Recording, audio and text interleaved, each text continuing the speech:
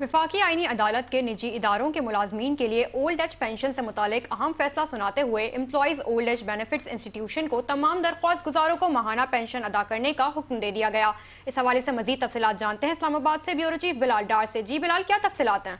جی، وفاقی آئینی عدالت نے نجی اداروں کے ملازمین کے لیے اولڈ ایج پینشن سے متعلق اہم فیصلہ سناتے ہوئے employees old age benefits institute EOBI کو تمام درخواست گزاروں کا ماہانہ پینشن ادا کرنے کا حکم دے دیا ہے۔ عدالت نے قرار دیا ہے کہ وہ ملازمین جنہوں نے 15 سال سے کم مگر 14.5 سال کی سروس مکمل کی ہو اور وہ بھی اولڈ ایج پینشن کے حقدار ہوں گے۔ عدالت کے مطابق سروس کا 6 ماہ یا اس سے زیادہ عرصہ پورا 1 سال کور کیا جائے گا۔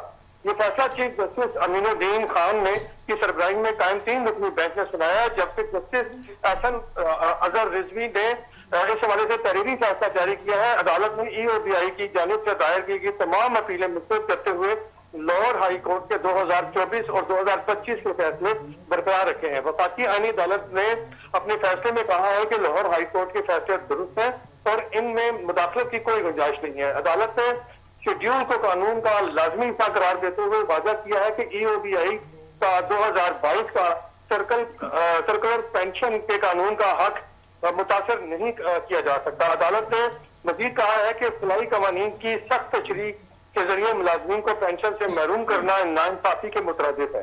فیصلے میں اس بات پر زور دیا گیا ہے کہ 14.5 سال یا اس سے زائد سروس مکمل کرنے والے ملازمین کو 15 سال مکمل تصور کیا جائے گا اور انہیں پینشن سے محروم نہیں کیا جا سکتا۔ عدالتی فیصلے کو نجی شعبے کے لاکھوں ملازمین کے لیے ایک بڑی اور قانونی اور فلاحی پیش رفت قرار دیا جا رہا ہے۔ جی ٹھیک ہے، بلال ڈار تفصیلات سے آگاہ کر رہے تھے، آپ کا شکریہ۔